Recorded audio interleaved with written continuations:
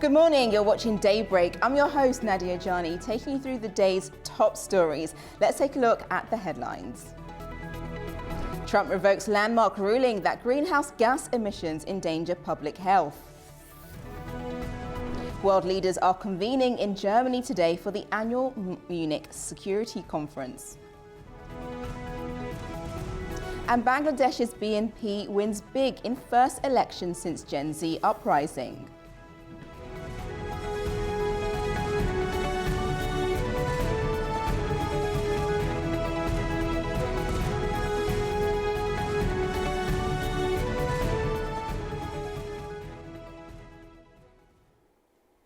First, this morning, a 2009 scientific finding concerning the danger of greenhouse gas emissions has been repealed by US President Donald Trump. He argues the reversal would benefit America's auto industry by lowering the cost of production and making cars more affordable. Here's the full report. US President Donald Trump has overturned a scientific determination that greenhouse gas emissions pose a threat to human health. The 2009 endangerment finding, introduced during the first year of former President Barack Obama's first term, concluded that a range of greenhouse gases endangered public health. It became the legal foundation for federal efforts to curb emissions, particularly from vehicles. Its repeal removes the legal basis for federal climate regulations, and so Trump announced the termination of federal greenhouse gas emission standards for all vehicles and engines covering model years from 2012 to 2027, arguing the rules have harmed the US auto industry. Under the process just completed by the EPA, we are officially terminating the so-called endangerment finding, a disastrous Obama-era policy that severely damaged the American auto industry and massively drove up prices for American consumers. That is why, effective immediately, we are repealing the ridiculous endangerment finding and terminating all additional green emission standards imposed unnecessarily on vehicle models and engines between 2012 and 2027 and beyond. In a post on social media, Obama criticized the move, saying it would make the United States less healthy and less safe. The White House described the reversal as the largest deregulation effort in American history, arguing it would reduce car prices and cut costs for automakers by $2,400 per vehicle. The endangerment finding had enabled the U.S. Environmental Protection Agency to act under the Clean Air Act of 1963 to limit emissions of carbon dioxide, methane, and 4 other heat-trapping pollutants from vehicles, power plants, and other industries. Repealing it will eliminate requirements to measure, report, certify, and comply with federal greenhouse gas standards for cars, though the change may not initially extend to stationary sources such as power plants. Environmental groups say the decision represents the most significant climate rollback to date and have indicated they will challenge it in court. Now let's take a look at the stories shaping the day and across the globe. And we head first to our A News website, and that also leads with US revokes EPA authority regulate greenhouse gases, setting up major court fight. So as you just saw in our report, US President Donald Trump has reversed a key Obama-era scientific ruling that underpins all federal actions on curbing planet warming gases. The so-called 2009 endangerment finding concluded that a range of greenhouse gases were a threat to public life. So that's currently on A News. And if we go to the next website, I'm sure that headline is also on the BBC. Now, just to also add to what was already spoken in the report, this is now to become a legal bedrock of federal efforts to rein in emissions, especially in vehicles. The White House has called the reversal the largest deregulation in American history, saying it would make cars cheaper, bringing costs for automakers by $2,400 per vehicle. Now, environmental groups have actually criticised this rollback and said that this is not the right way to go. But we'll see exactly what happens in regards to Trump. But this is exactly what the US has decided to do in rolling back. Now, because this came during Obama's time, Obama actually wrote on X And he said without this particular agreement, we'll be less safe, less healthy, and less able to fight climate change. So also fossil fuel industry can make even more money. He's saying for money, you actually trade on your actual health, is what he's saying. So we'll definitely be following this story to see what else comes out of it. Now let's turn to our next story, which is headlining on CNN's website, and that's Bangladesh's BNP wins big in first election since Gen Z uprising. So we mentioned this yesterday on the program. Voting began yesterday morning into later on that day, and now votes have come in, and the BNP are the ones who have scooped the win. Now, the parliamentary election held on Thursday was Bangladesh's first vote since the 2024 Gen Z-driven uprising.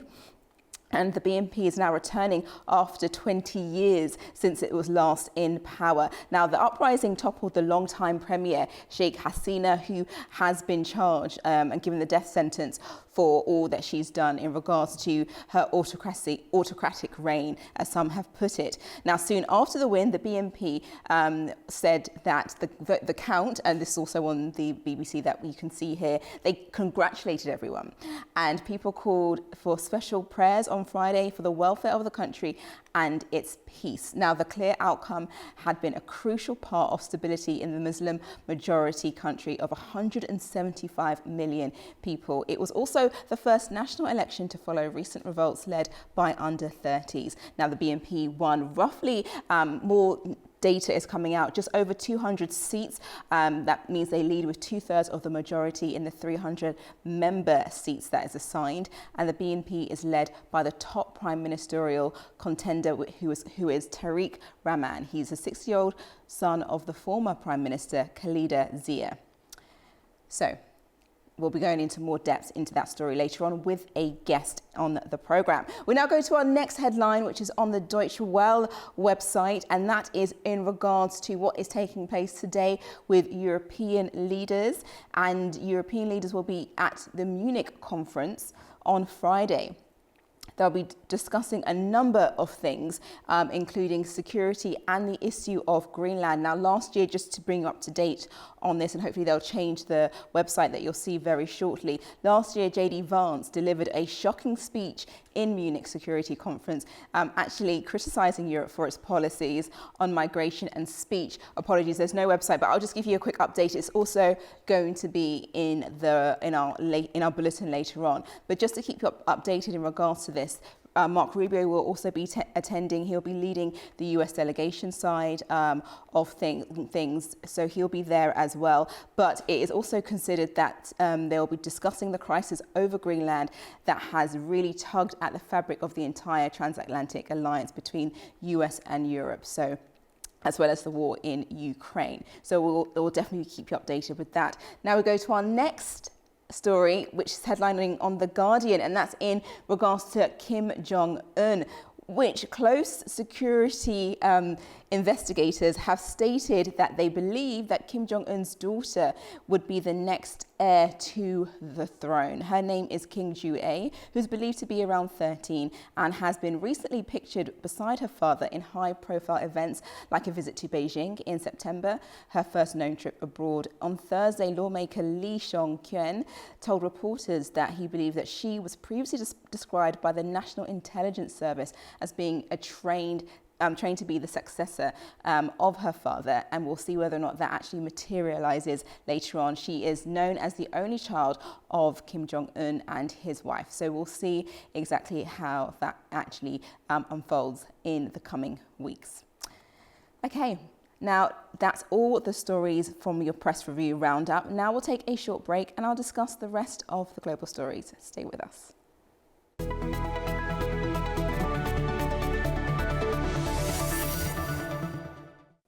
Welcome back. You're watching Daybreak. Now let's take a look at the global stories. Now, world leaders are gathering in Germany for the annual Munich Security Conference today. Transatlantic tensions and the war in Ukraine are expected to dominate discussions. Here's more. The Munich Security Conference opens on Friday, bringing together heads of state, ministers and military leaders at a time of growing strain between Europe and the United States. Analysts say the main challenge at the talks will be transatlantic tensions, with disagreements between Europe and the Trump administration over key political issues expected to dominate. The war in Ukraine will also remain central. Beyond these issues, the conference will examine a wider range of topics. There are smaller but also important panels on regional crisis, but also on issues like technological innovation, the revolution on the battlefield like drones and artificial intelligence. Weiss highlights a deeper challenge for European leaders. The use of force has returned as an instrument of policy. After decades of relying on peaceful conflict resolution, many Europeans are struggling to adapt to this changing security environment. Security will be tight. Up to 5,000 police officers will be deployed, with support from Austria, Switzerland, France and the Netherlands. Large demonstrations are expected, particularly on Saturday. The largest gathering day will be on Saturday. One notable gathering is related to the events in Iran. The organizer expects up to 100,000 participants. The Munich police also expect a large number of participants. We cannot yet estimate in detail how many there will ultimately be, but Saturday will be the busiest day for gatherings. And then, of course, there will be the usual gathering of people who want to demonstrate against the Munich Security Conference. German Chancellor Friedrich Merz is due to open the forum, while US Secretary of State Marco Rubio is expected to hold bilateral meetings on energy and NATO. Last year's gathering saw sharp criticism from US Vice President J.D. Vance over migration and free speech in Europe. Since then, relations have faced further pressure, including disputes over NATO commitments and US interest in Greenland.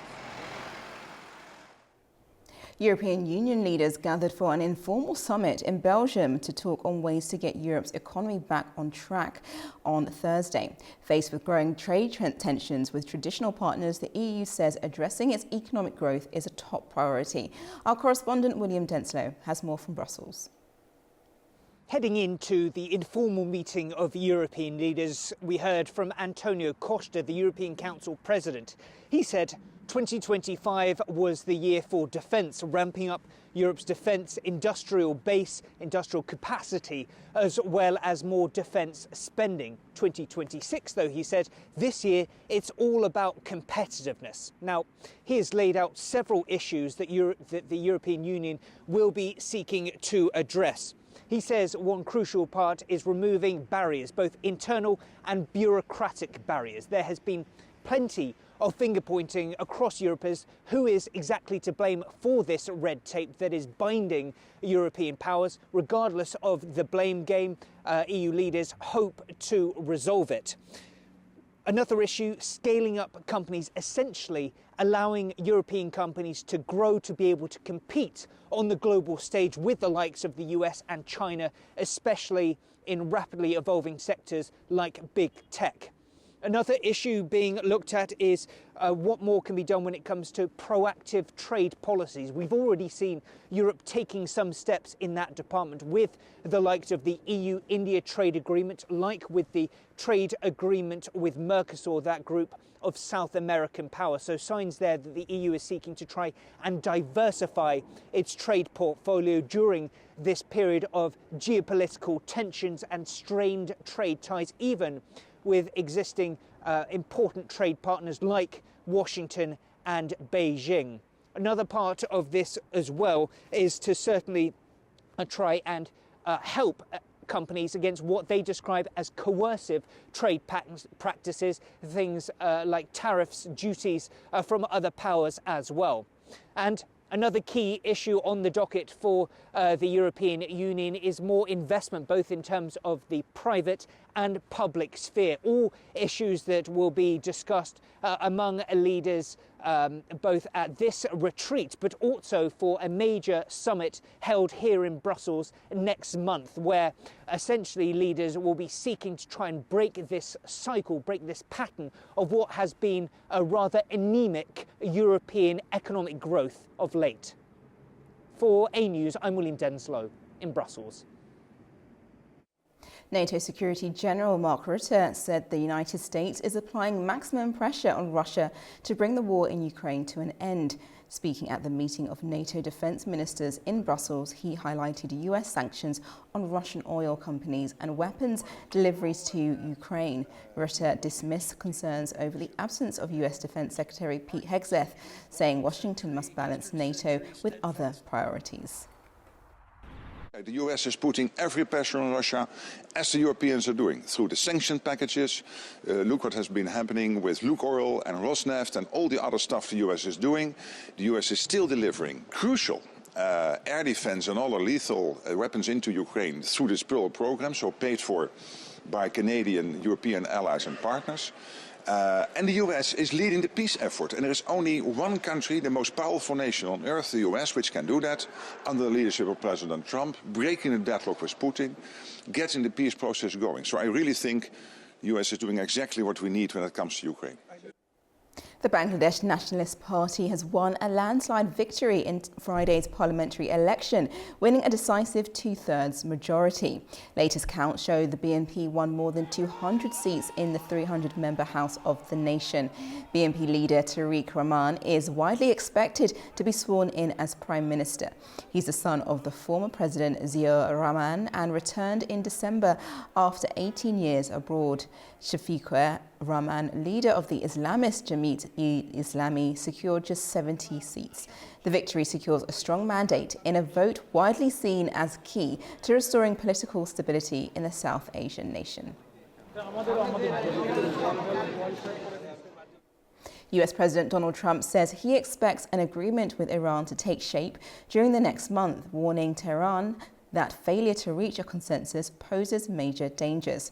It's after the two countries held negotiations last Friday in Oman. They're expected to hold more rounds of talks later. Iran has said it is open to negotiations. Trump's comment comes after Israeli Prime Minister Benjamin Netanyahu met with Trump on Wednesday, where they talked about the ongoing nuclear talks with Iran. During a White House press conference on Thursday, Trump said a deal should happen quickly. We have to make a deal, otherwise it's going to be very traumatic. Very traumatic. I don't want that to happen, but we have to make a deal. They should have made a deal the first time, and they got Midnight Hammer instead. And this will be very traumatic for Iran if they don't make a deal. Look, if they don't make a deal, then it'll be a different story. But we had a very good meeting yesterday with Bibi Netanyahu, and he understands, but it's ultimately up to me. If the deal isn't a very fair deal and a very good deal with Iran, then it's going to be, I think, a very difficult time for them in the back. I guess over the next month, something like that. Yeah, shouldn't take, I mean, it should happen quickly. They should agree very quickly. The immigration crackdown in Minnesota that led to mass detentions, protests and 2 deaths is coming to an end, according to Border Czar Tom Homan. He said that a significant drawdown of immigration enforcement forces is underway in the US. Thousands of agents were deployed to the city at the end of last year as part of Trump's immigration crackdown. Trump touted it as the largest deportation operation in US history. Minnesota Governor Tim Walz says that he's cautiously optimistic about the drawdown of federal agents in the state.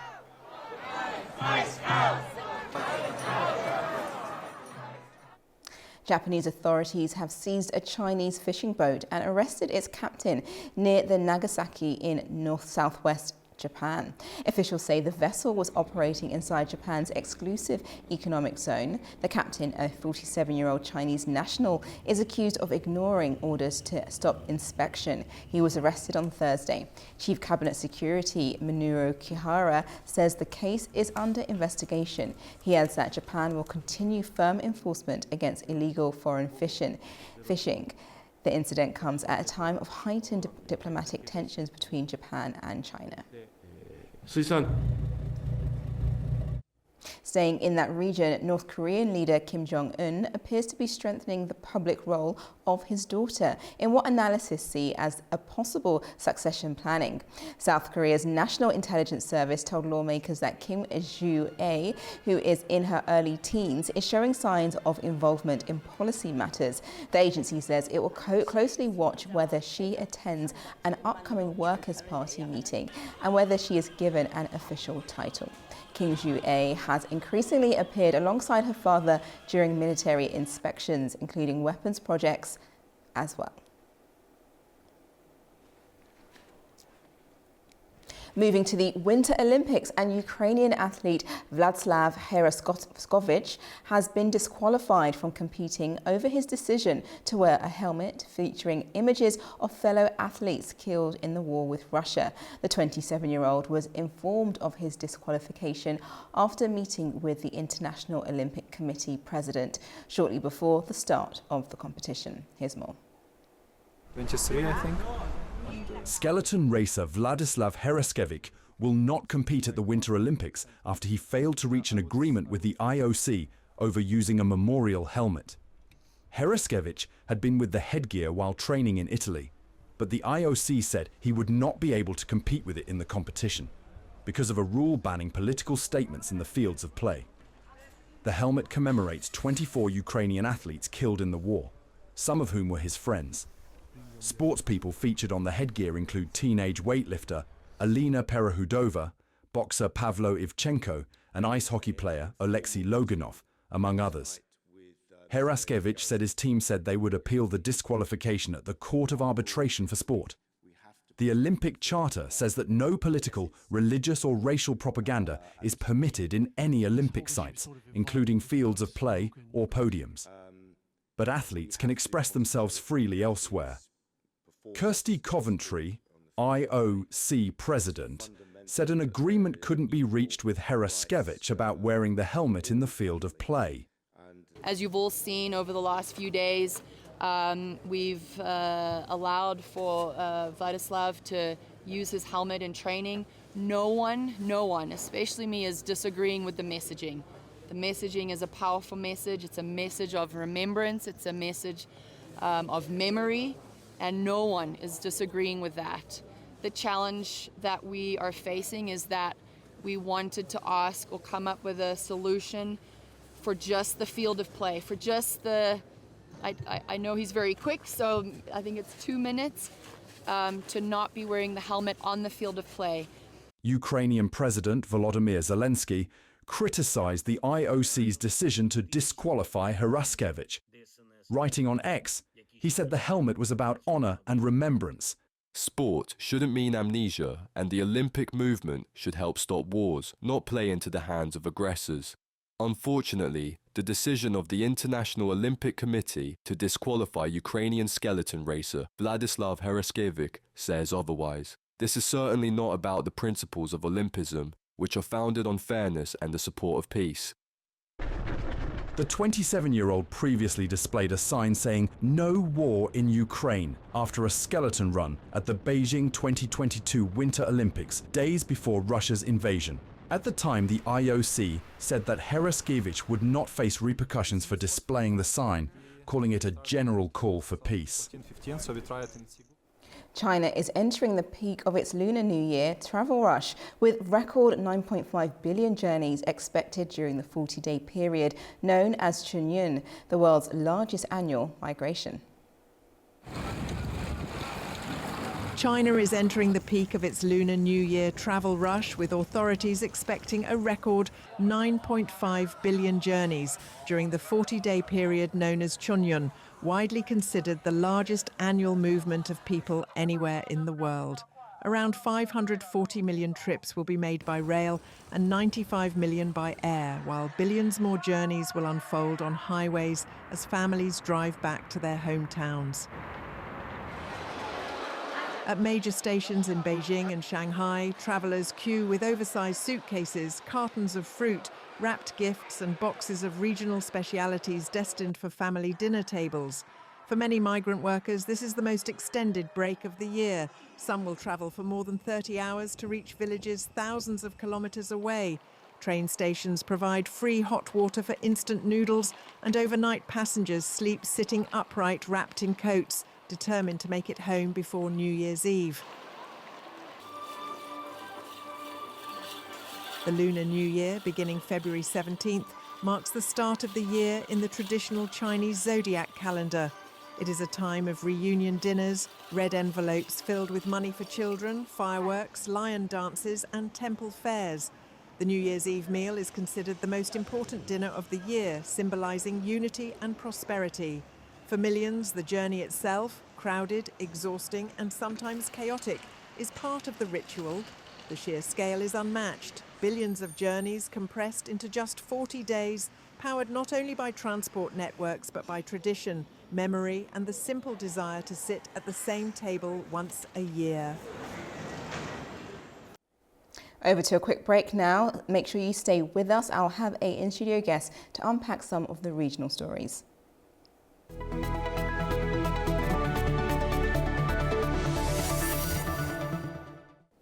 Welcome back and thank you for joining me this morning. Here are the top stories happening across the region. A delegation of American Jewish leaders is visiting Baku this week to strengthen ties between the United States, Azerbaijan and Israel. The group also met with Azerbaijan's President Ilham Aliyev and other senior officials. Here's more.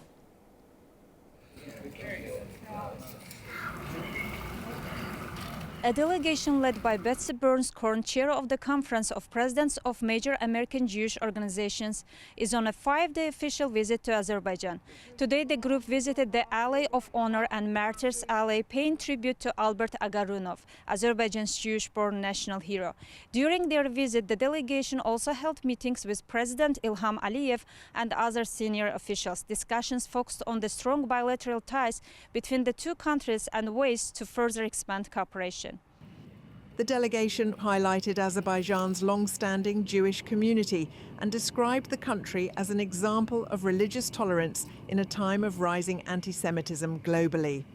In the thousands of years, over 2,000 years, the Jews have been in Azerbaijan. There have been no cases of anti-Semitism. And we see so much anti-Semitism, so much hatred of Jews around the world, that we also say thank you so much to the people of Azerbaijan for standing with the Jewish people. Vice President, when he spoke yesterday, the Vice President of the United States, and he talked about how Azerbaijan has been underappreciated. It's important for people to know that the Jewish community in the United States, and we represent the Conference of Presidents of Major American Jewish Organizations, represents the umbrella group for the 50 major Jewish organizations in the United States. And we do appreciate Azerbaijan very much, not just for the strategic relationship, but for the unwavering bonds that we share with the United States, Azerbaijan, and Israel. The delegation said the joint participation of Azerbaijan and Israel in the Board of Peace Initiative strengthens regional security cooperation and enhances both countries' international standing. I think it shows that with the leadership of President Trump, the countries in the world that want to make the world a better place can come together to bring about peace. And having Azerbaijan and Israel and so many other countries working towards that goal is so important.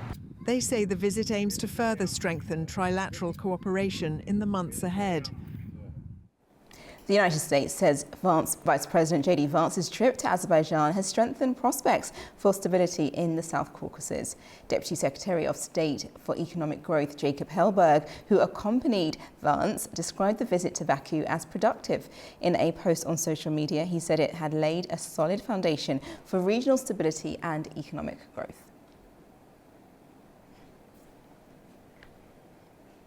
Turkey and Greece signalled renewed political will to resolve a long-standing dispute over maritime borders during a high-level meeting in Ankara. Greek Prime Minister Kyriakos Mitsotakis met with Turkish President Recep Tayyip Erdogan, with migration and trade also high on the agenda. Adam Morrow brings us more from Istanbul. Turkey and Greece voiced a shared desire to resolve a decades-long dispute over their maritime borders during a Wednesday visit to Ankara by Greek Prime Minister Kyriakos Mitsotakis. After meeting Turkish President Recep Tayyip Erdogan, the two leaders presided over the sixth meeting of the Turkey-Greece Cooperation Council, attended by relevant cabinet ministers from both countries. Speaking at a joint press conference, Erdogan described the maritime border dispute as complex but not unsolvable if approached within the framework of international law. He said the issue was discussed openly and sincerely during his one-on-one meeting with the Greek Prime Minister. Mitsotakis, for his part, said he hoped conditions would allow Athens and Ankara to resolve their long-running disagreements over maritime borders in the Aegean and Mediterranean seas. Mitsotakis also noted that east-west migrant flows across the Aegean fell by 60% last year, thanks largely to closer cooperation between Greece and Turkey. The two leaders also reaffirmed their shared goal of boosting bilateral trade to $10 billion annually. In 2023, Athens and Ankara issued a joint declaration stressing their commitment to maintaining friendly relations. Nevertheless, they remain at odds on a range of issues, including their maritime borders in the Aegean Sea, an area believed to contain vast untapped energy resources. Last month, Athens said it reserved the right to extend its territorial waters by up to 12 nautical miles, a move viewed by Ankara as a potential flashpoint for conflict. This is Adam Morrow for A News in Istanbul, Turkey. Kazakhstan is moving closer to a possible major constitutional overhaul. The country is preparing for a referendum on the proposed new constitution next month. The draft text sees changes ranging from the structure of parliament to language provisions and the balance of power. A News' Fariza Kalimzina has the details in Almaty. Kazakhstan is preparing for a nationwide referendum on a new constitution after President Kassym-Jomart Tokayev signed a decree setting the vote for March 15, 2026. Voters will be asked if they approve the draft basic law published on February 12th. The authorities described the drafting process as inclusive. A special constitutional commission worked for several months, holding public hearings, consulting legal experts, and reviewing more than 10,000 proposals submitted by citizens through online platforms. This time, the changes go far beyond earlier revisions. Kazakhstan has amended its constitution repeatedly since the late 1990s, but the current draft rewrites around 84% of the text, effectively replacing the existing constitutional framework. Among the key reforms are a shift from a bicameral parliament to a single-chamber legislature, the introduction of the post of vice president, and the formal establishment of the constitution's supremacy over international treaties. President Tokayev says the overhaul would redistribute powers, strengthen checks and balances, and improve the stability of political institutions. Analysts see the reforms as part of a broader effort to move away from personality-driven rule toward more institutionalized governance, while critics argue that political and civic reforms should advance faster.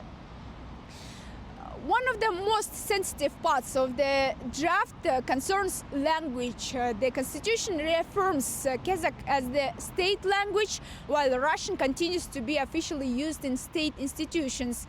A recent wording change replaced the phrase saying Russian is used on equal footing with Kazakh with a softer formulation stating it's used along with Kazakh. Authorities describe the change as technical, but for many it has symbolic weight, reopening debates over identity, sovereignty, and the country's post-Soviet legacy. If approved, the new constitution would come into force on July 1st, 2026. The adoption date would also become a new national public holiday.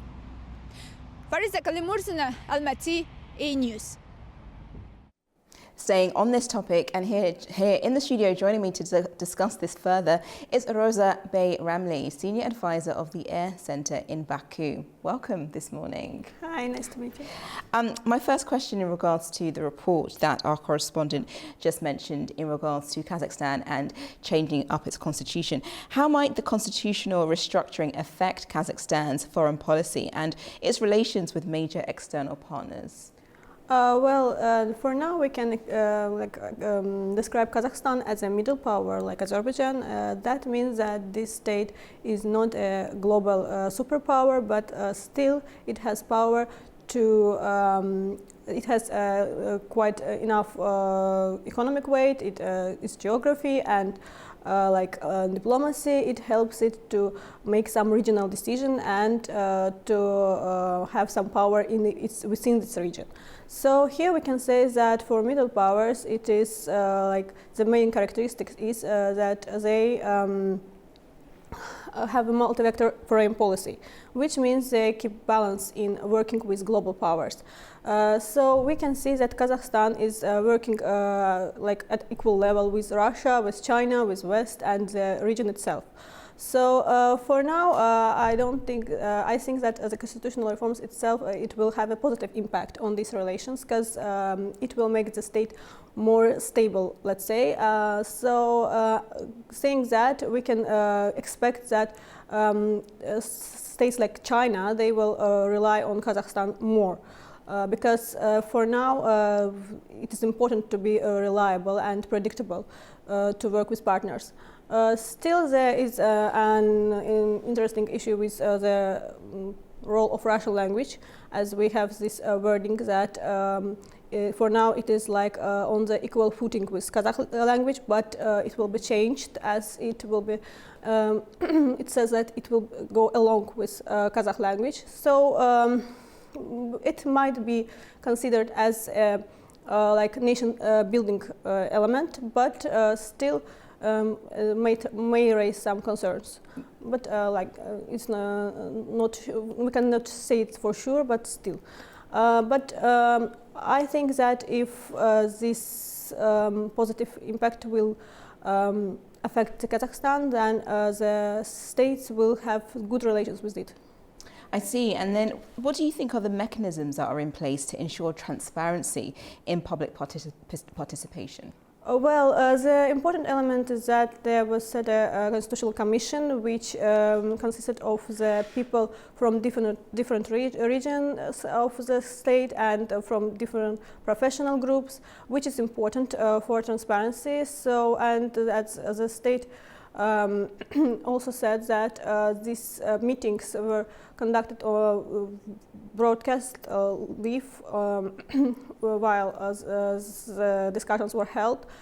Besides that, the Center of Strategic Studies of Kazakhstan held a survey where 78% of people, respondents, said that they support the constitutional reform itself, while 79%, if I'm not mistaken, said that the reform itself is timely. So we can see that people actually, like the nation itself, it supports the reform, and it will be held by referendum on 15th of March, if I'm not mistaken. Yes. So I think that the transparency is set. Yes, and just on the transparency and obviously public getting involved, there was an open letter by representatives of the civil society to the President Kassym-Jomart Tokayev, and he has listed a number of concerns about the constitution and changing a number of things, one being the extension of his presidency. Can you explain to our audience why is that so controversial? Well, it's normal that people have their doubts for sure, and still, as I said, Kazakhstan is a middle power, so it's not a global power. So a lot of really depends on the leadership of the country. So we can understand the concerns of people, and the latter is the normal outcome of the upcoming reforms. It's like major reform. It's like a big part of state development. So it's normal, I guess. So I can understand the concern of people, and here is we always have this someone supports it, someone rejects it, so it's okay. Yes. Do you think the president will respond to those calls to find out, the different things in regards to the open letter and the concerns that a number of public voices have? Well, I can't say for sure. I guess there will be some response, maybe not from the president directly, but from the government. I guess it will be some answers. And then on the constitution, if it does obviously needs to change, do you think it will have a negative effect? And what I mean by that is that will the change risk dampening investor sentiment? Well, for short term, it might happen because, like the major constitutional changes, they may cause some pause in investment, and this may have its effect. But if the constitutional reforms are successful and the state is more predictable and stable, as I said before, I think that the number of investments will rise, and the quantity as well. I see. And how might this restructuring impact the wider region with other neighbours? Well, Kazakhstan is quite a big country in the region, within the region, and we can say that it has a big impact in the Central Asia itself. Besides that, we know that it has its great relations with Russia and China. So here we can say that we should think if the reforms are successful, that then the state and the region itself will be more predictable and stable. So let's hope that it will have positive outcomes and effects to the region. So in that way, we will have the positive outcomes for the whole region and South Caucasus as well. Yes. Okay. Well, thank you so much, Ms. Bayramli, for your time and for explaining that to us. Thank you. Now, top-ranking Iranian officials say that consultations are underway to determine the date and venue for the next round of indirect nuclear negotiations with the United States. A News' Tarar Shiralilu has more in Tehran. Senior Iranian officials, including President Masoud Pezeshkian, Secretary of Supreme National Security Council Ali Larijani, as well as Foreign Minister Abbas Araghchi, have hinted at ongoing consultations to decide date and venue of upcoming mediated negotiations with the United States. The same officials have termed Washington's conditions of zero enrichment and limiting the range of ballistic missiles to 500 kilometers as excessive demands, which are preventing the talks from reaching a deal. Addressing a nationwide rally in Tehran on Wednesday to mark the 47th anniversary of the 1979 Islamic Revolution, President Pezeshkian said that Iran will not give in to excessive U.S. demands. He said that distrust of West and U.S. hinders progress in the talks, and added that date and venue of next round of talks are under consultations. Also, Security Chief Larijani, who visited Oman and Qatar after the Iran-U.S. talks on Friday, said the date and venue of upcoming talks are not decided, but added that the discussions were good to some extent. In an interview with the Doha-based Al Jazeera TV, he reiterated that Tehran will only negotiate over its nuclear program and that Iran has not received a specific proposal from the U.S. side. And Iran's top diplomat, Araghchi, told reporters on Wednesday that the country's ballistic missiles capability is not a subject on the agenda of the resumed negotiations with the United States. The statements of Iranian officials were made as Israeli Prime Minister Benjamin Netanyahu visited Washington with Iran on the agenda of his meetings with U.S. officials. Tarar Shiralilu, Tehran, for A News. Uzbekistan is set to expand its renewable energy projects in vulnerable communities. The country has plans to attract $230 million to install small solar power stations aimed at boosting local incomes and improving infrastructure. Here's our correspondent with more. Uzbekistan plans to install small solar power plants in 1,000 mahallas as part of a broader program to reduce poverty and stimulate regional development. A mahalla is a local neighborhood community that serves as a traditional form of self-governance and social organization across the country. Under the initiative, each community will receive solar photoelectric stations with a capacity of 300 to 500 kilowatts. The facilities are expected to be transferred to mahallas on preferential 7-year terms, allowing them to generate additional income through electricity production.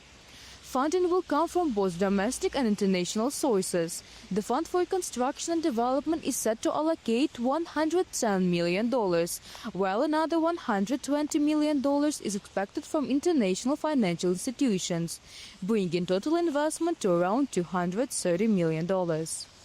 Officials say the solar rollout forms part of a wider reforms targeting 37 districts and more than 900 mahallas with difficult socio-economic conditions, alongside measures to improve infrastructure, modernize energy networks and support local entrepreneurship.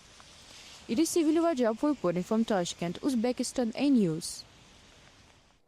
It's time for a break now. When I come back, I'll have a full update on the latest headlines, plus a look at what's making the front pages this morning. Stay with us.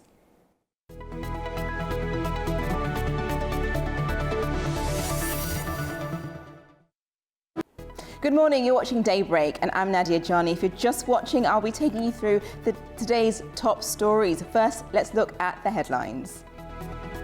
Trump revokes landmark ruling that greenhouse gas emissions endanger public health. World leaders are convening in Germany today for the annual Munich Security Conference. And Bangladesh's BNP wins big in first election since Gen Z uprising.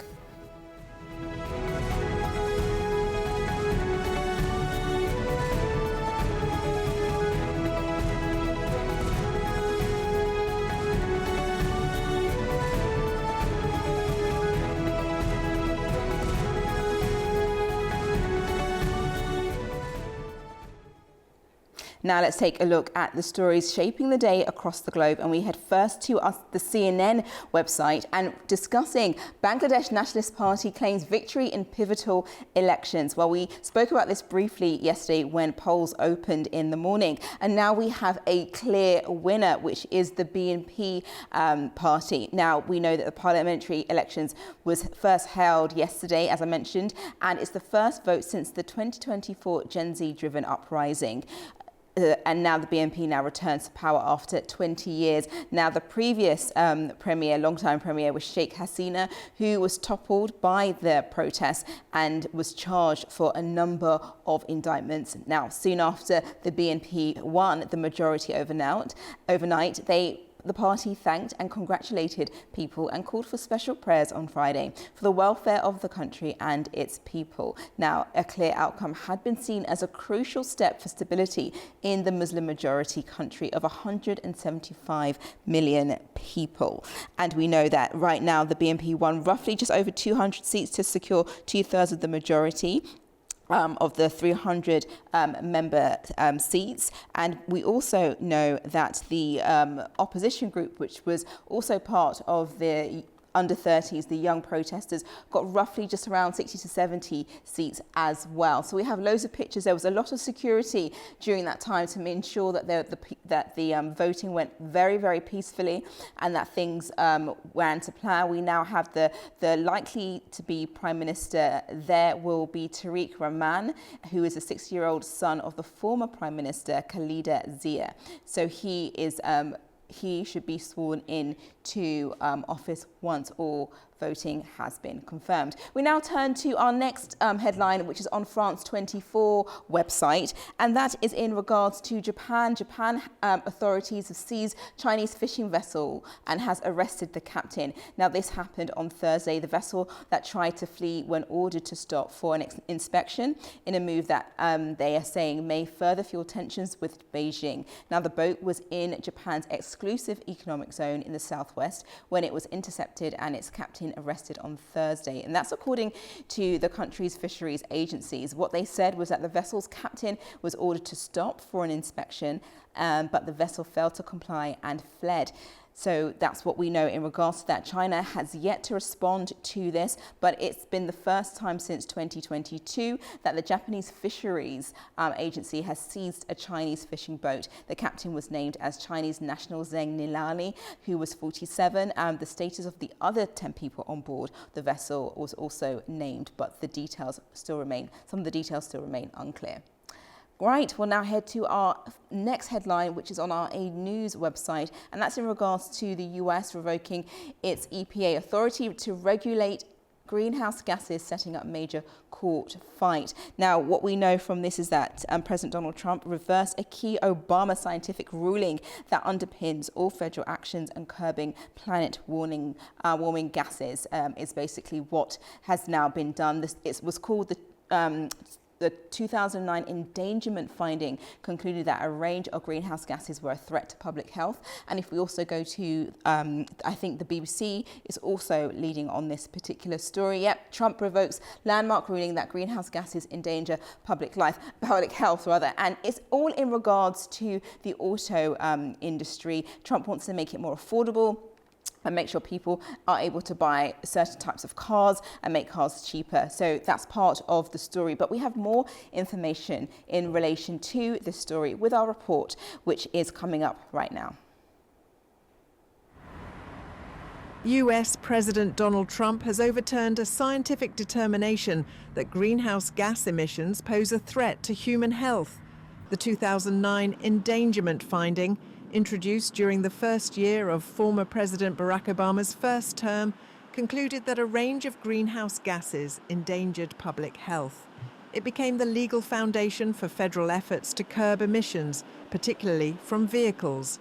Its repeal removes the legal basis for federal climate regulations, and so Trump announced the termination of federal greenhouse gas emission standards for all vehicles and engines covering model years from 2012 to 2027. Arguing the rules have harmed the US auto industry. Under the process just completed by the EPA, we are officially terminating the so-called endangerment finding, a disastrous Obama-era policy that severely damaged the American auto industry and massively drove up prices for American consumers. That is why, effective immediately, we are repealing the ridiculous endangerment finding and terminating all additional green emission standards imposed unnecessarily on vehicle models and engines between 2012 and 2027 and beyond. In a post on social media, Obama criticized the move, saying it would make the United States less healthy and less safe. The White House described the reversal as the largest deregulation effort in American history, arguing it would reduce car prices and cut costs for automakers by $2,400 per vehicle. The endangerment finding had enabled the U.S. Environmental Protection Agency to act under the Clean Air Act of 1963 to limit emissions of carbon dioxide, methane, and 4 other heat-trapping pollutants from vehicles, power plants, and other industries. Repealing it will eliminate requirements to measure, report, certify, and comply with federal greenhouse gas standards for cars, though the change may not initially extend to stationary sources such as power plants. Environmental groups say the decision represents the most significant climate rollback to date and have indicated they will challenge it in court. The immigration crackdown in Minnesota in the US that led to mass detentions, protests and 2 deaths is coming to an end, according to Border Czar Tom Homan. He said that a significant drawdown of immigration enforcement forces is underway. Thousands of agents were deployed to the city at the end of last year as part of Trump's immigration crackdown. Trump touted it as the largest deportation operation in US history. Minnesota Governor Tim Walz says that he's cautiously optimistic about the drawdown of federal agents in the state. World leaders are gathering in Germany for the annual Munich Security Conference today. Transatlantic tensions and the war in Ukraine are expected to dominate discussions. Here's more. The Munich Security Conference opens on Friday, bringing together heads of state, ministers and military leaders at a time of growing strain between Europe and the United States. Analysts say the main challenge at the talks will be transatlantic tensions, with disagreements between Europe and the Trump administration over key political issues expected to dominate. The war in Ukraine will also remain central. Beyond these issues, the conference will examine a wider range of topics. There are smaller but also important panels on regional crisis, but also on issues like technological innovation, you know, the revolution on the battlefield like drones and artificial intelligence. Weiss highlights a deeper challenge for European leaders. The use of force has returned as an instrument of policy. After decades of relying on peaceful conflict resolution, many Europeans are struggling to adapt to this changing security environment. Security will be tight. Up to 5,000 police officers will be deployed, with support from Austria, Switzerland, France and the Netherlands. Large demonstrations are expected, particularly on Saturday. The largest gathering day will be on Saturday. One notable gathering is related to the events in Iran. The organizer expects up to 100,000 participants. The Munich police also expect a large number of participants. We cannot yet estimate in detail how many there will ultimately be. But Saturday will be the busiest day for gatherings. And then, of course, there will be the usual gathering of people who want to demonstrate against the Munich Security Conference. German Chancellor Friedrich Merz is due to open the forum, while US Secretary of State Marco Rubio is expected to hold bilateral meetings on energy and NATO. Last year's gathering saw sharp criticism from US Vice President J.D. Vance over migration and free speech in Europe. Since then, relations have faced further pressure, including disputes over NATO commitments and US interest in Greenland. Kyiv is grappling with winter blackouts again after fresh Russian strikes battered Ukraine's energy network, forcing families to seek heat and food in emergency shelters. As the humanitarian strain grows, President Zelensky says Ukraine remains open to peace talks, but not at the cost of its national interests. Residents in Kyiv lined up for hot meals after a fresh wave of Russian strikes left parts of the Ukrainian capital without heat, power and water. Overnight, Russia launched drones and ballistic missiles targeting Ukraine's energy system. Officials say tens of thousands of people were affected in Kyiv, as well as in the cities of Dnipro and Odessa. In Kyiv alone, Mayor Vitaly Klitschko says about 3,500 apartment buildings were without heating. Nearly 2,600 high-rise buildings lost electricity in the latest attack, adding to more than 1,000 already cut off by earlier strikes. After the attack, there was no power or heating. Today, I saw a missile being shot down and burning debris flying everywhere. I could even see it from my window.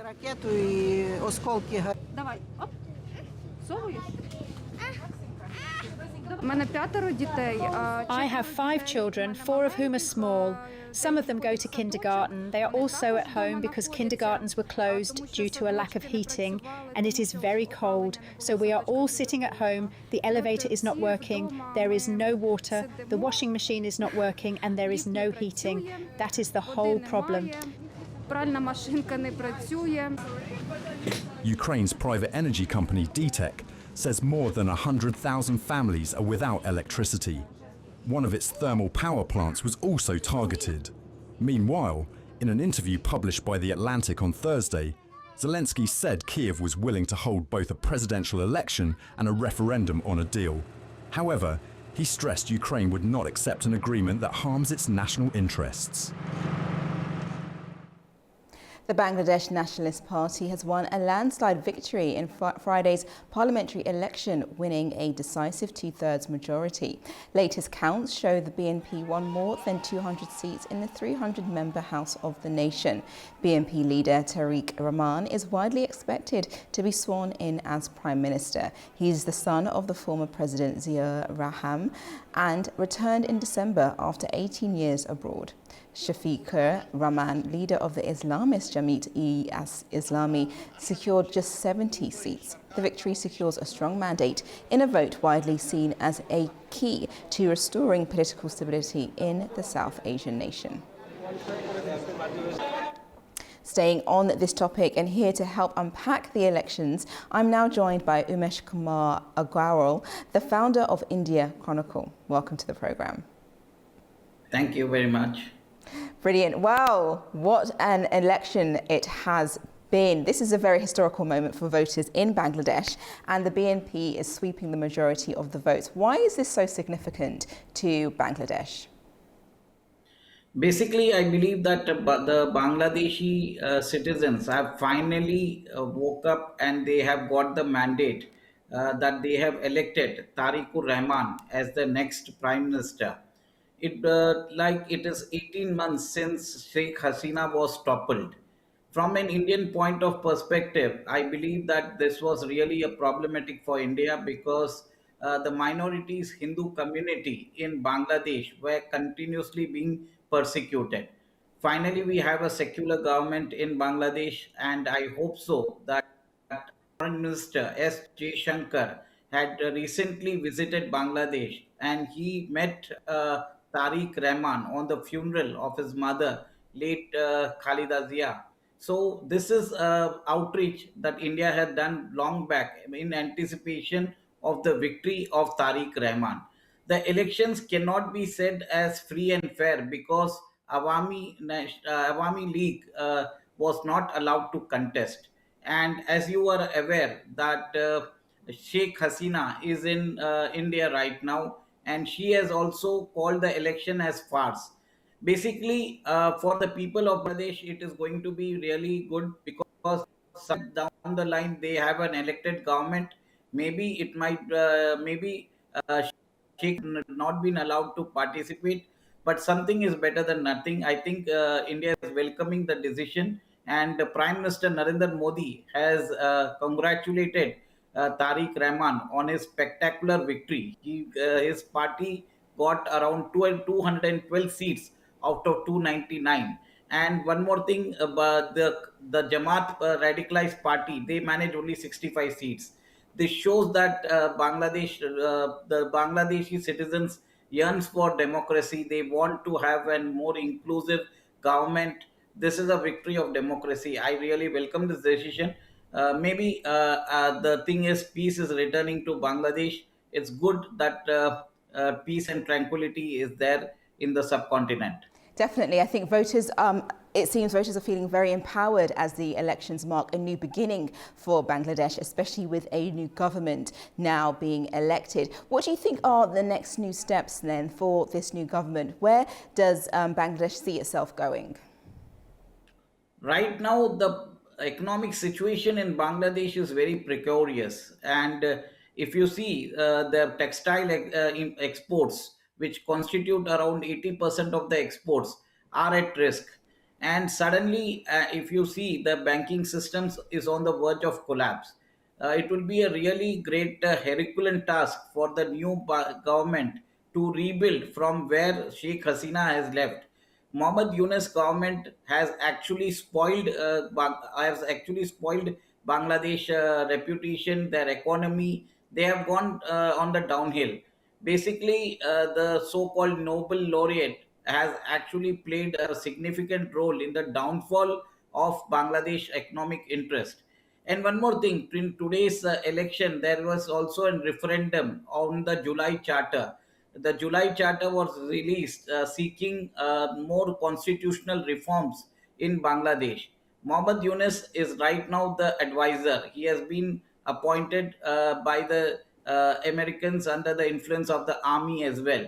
But Mohammad Yunus is trying to become the next president of Bangladesh, and he would like to control the prime minister by being the president through constitutional reforms, which is also being done through a referendum along with the elections. And just to state, Mohammad Yunus, he is the interim president right now that was been put in place after Sheikh Hasina was ousted in regards to that. I just want to also make a note, the Gen Z party with the Islamist party only took up, as you mentioned, a few seats. I think you mentioned 65 seats. What does that mean for them now? And how will the BNP also want to take in their concerns in running the country? The basic thing is earlier both BNP and Jamaat were together. For the first time, they are fighting differently, and the people have overwhelmingly voted for Tariq Rahman. Tariq Rahman was actually on exile. He was staying in London for the past 17 years. And in the past 17 years, he has mellowed down. He has promised to be having a more inclusive, secular government. He has got lot of support from the Awami League voters as well. The basic thing is the NCP party, the Students Party, has got around 5 to 7 seats only. It is going to be, if you see the 17.5 million electorate of Bangladesh, it is going to be really a tough call for them to find political relevance. Bangladesh is on anarchy for the past 18 months.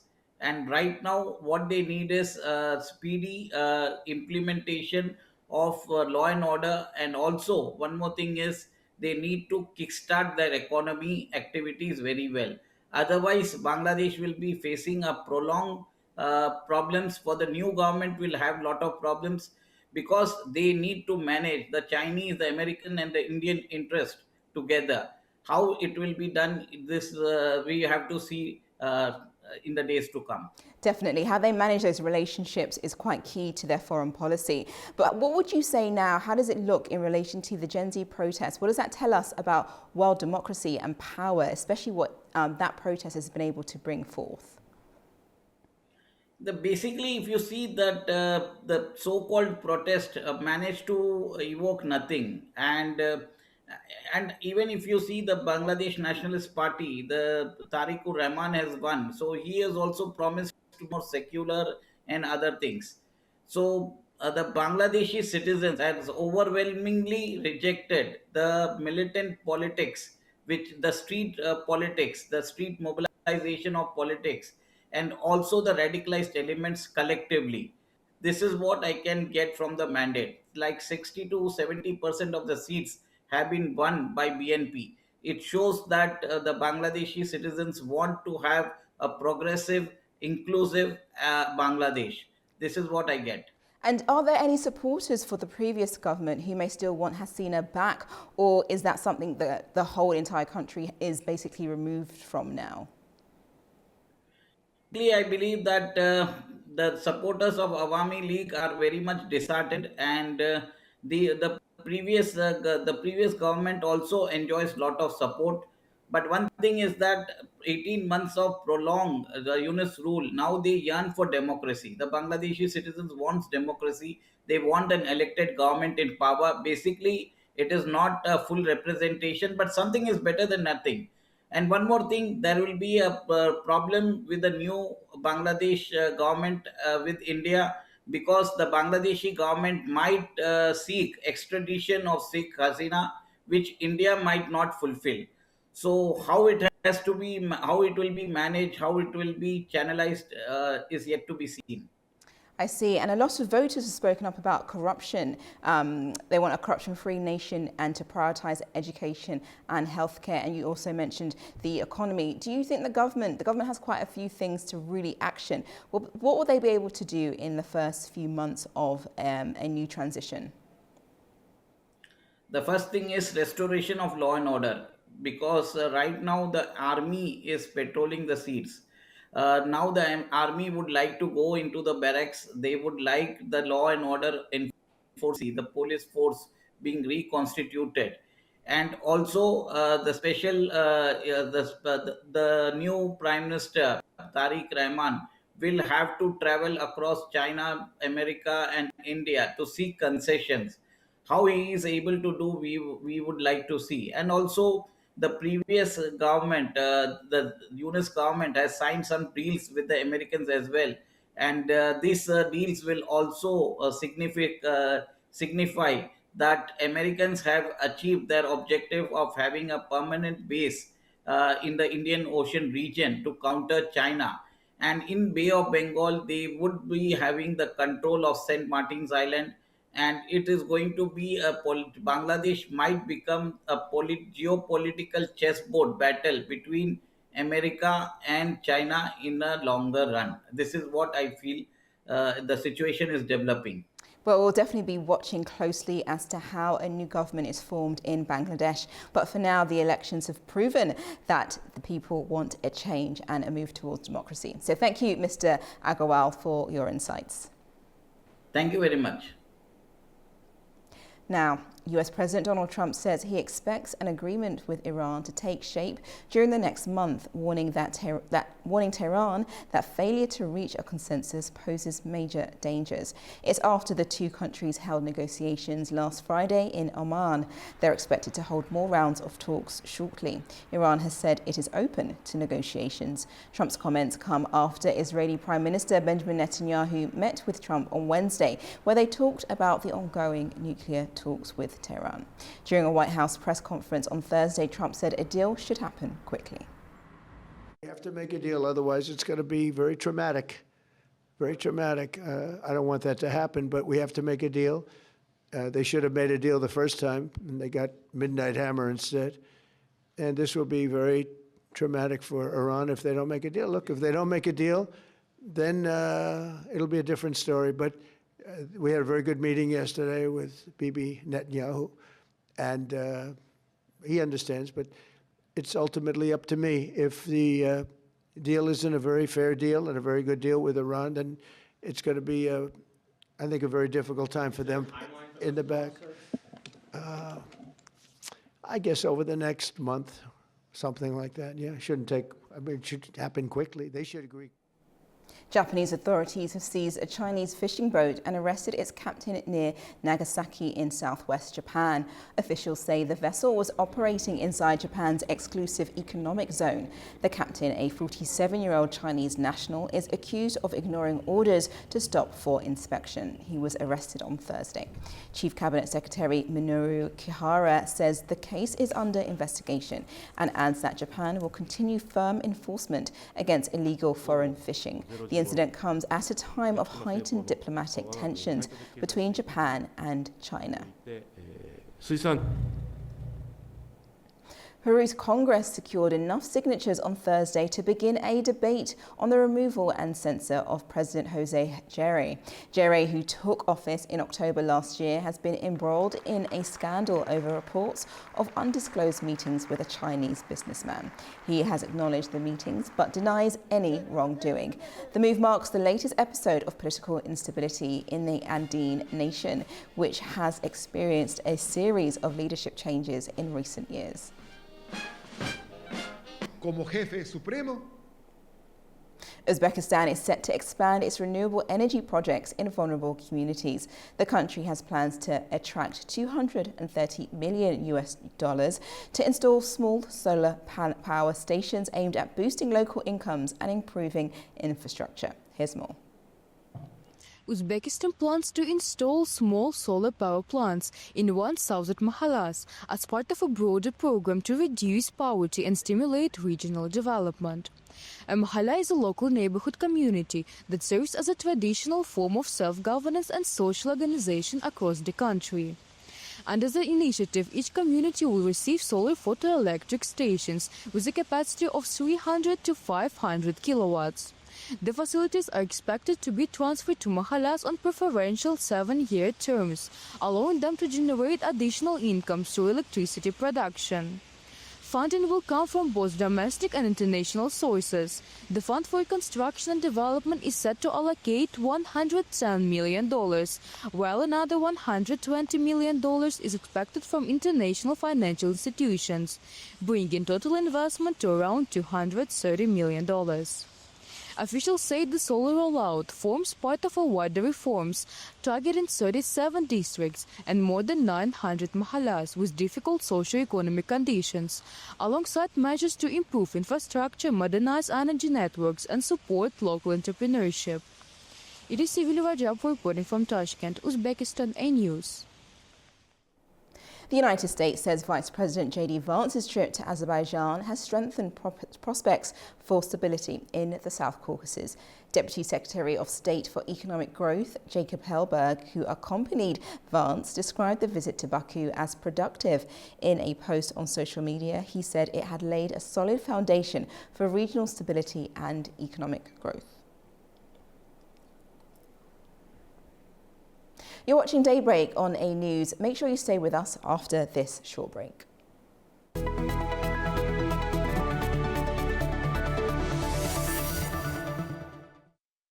Welcome back. You're watching Daybreak with me, Nadia Jani. Now, as the war in Ukraine continues, Western allies have reaffirmed their long-term military and financial backing for Kyiv with $48 billion in weapons, while also increasing their strategic focus on the Arctic to counter Russia across multiple fronts. Here is more from our correspondent from the UK.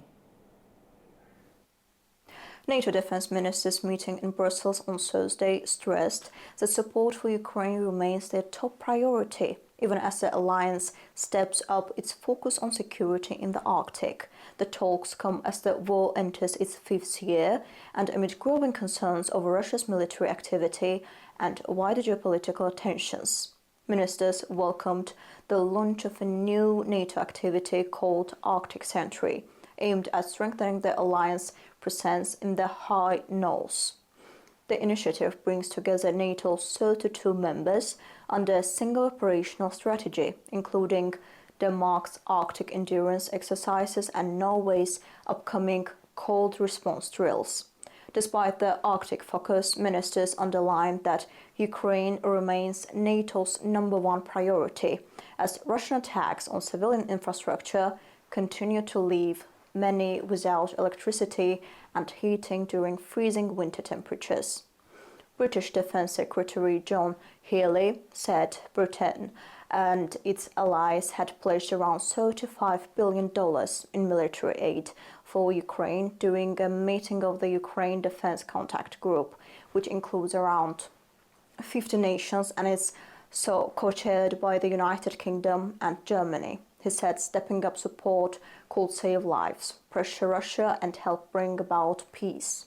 NATO Secretary General Mark Rutte said allies have already announced hundreds of millions of dollars in support for the prioritized Ukraine requirements list, which funds purchases of US weapons for Kiev, with more pledges expected. The United Kingdom announced an additional £500 million in support, including £150 million for US air defense interceptors, while Germany said it will provide 5 additional PAC-3 Patriot interceptors if other allies contribute more missiles. NATO officials say the meeting reflects the alliance's dual focus on supporting Ukraine and strengthening security in the Arctic and across Europe. Zainab Farizadeh, A-News, Manchester, United Kingdom. Syrian forces have taken control of the strategic Al-Tanf military base near the border with Iraq. This comes amid the withdrawal of long-standing United States troop presence there. Our correspondent in Washington brings us more. The U.S. Department of War on Thursday officially announced the withdrawal of the last U.S. troops west of the Euphrates River in Syria. The Al-Tanf garrison on the Syria-Iraq-Jordan tri-border area has now been officially vacated. It once served as a major U.S. combat outpost to fight ISIS terrorists in the Syrian desert. Established in 2014 by the U.S. military, the Al-Tanf outpost was also the target of a number of attacks by Iranian-backed militants in the previous years. In April last year, the Department of War announced that the U.S. military would begin consolidating its locations throughout Syria, following the territorial defeat of ISIS in 2019. The U.S. military also closed down one of its largest military bases in western Iraq not too long ago. U.S. Central Command has increased its cooperation with the new Syrian government in fighting ISIS remnants since the fall of the Assad regime in Syria. Approximately 1,000 American troops remain spread out throughout a number of sites in northeastern Syria. And during a recent meeting of the Defeat ISIS Global Coalition earlier in the week, U.S. officials praised the Syrian government for assuming national leadership of the counter-ISIS efforts in the country. And as Damascus takes the lead in ensuring that ISIS is never able to reconstitute in Syria, more U.S. military forces are expected to gradually withdraw in the near future if conditions on the ground prove to be conducive. I'm Ubi Shibander, A-News, Washington. Now over to something a little more light this morning, and Disney is bringing some engaging encounters of its famous animations to London's Wembley Park at the Mondo Pixar Experience. The exhibition will feature 14 themed styled rooms where visitors can step into movie-inspired scenes such as Up, Monsters Inc. and Toy Story. The creative director of the franchise said he wanted to give audience an immersive experience. The exhibition will run until the end of June.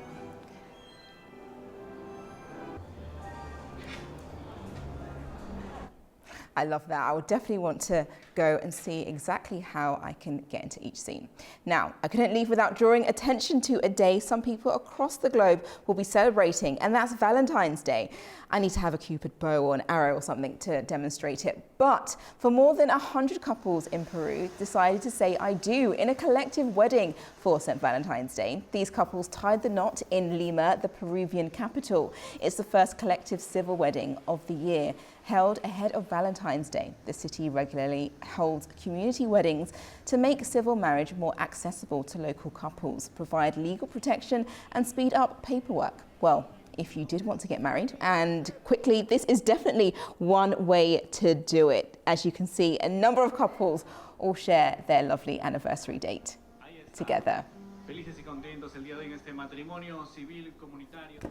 Thank you for joining me this morning. Those are your stories for the morning. Please stay with us as we bring you more updates on A News. Take care. I'll see you on Monday.